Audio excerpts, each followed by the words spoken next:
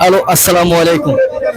আপনারা দেখতে পাচ্ছেন এই হচ্ছে কেল্লা শাহ দরবারের পথ ধরে যাইতে হয়, দেখছেন অনেক জনসংখ্যা, মানে পাড়া দেওয়ার মতো সুযোগ নাই, মোবাইল ধরার মতো ক্যাপাসিটি নাই, মোবাইল নিয়ে যায় এই টেনশনও আছে।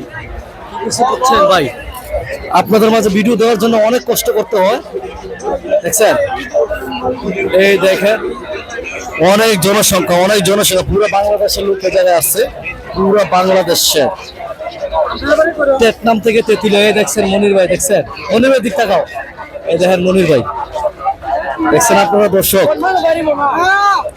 মানুষ হাজার হাজার হাজার হাজার লাখ লাখ লাখ লাখ মানুষ এই জায়গা, দেখছেন কেল্লা শাহ দরবারে লাখ লাখ মানুষ।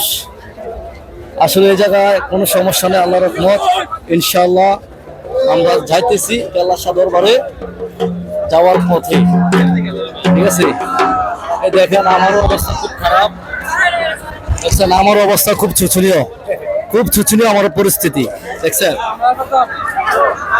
যার যে মোবাইল সেফটি ভাবে রাখবা, ঠিক আছে।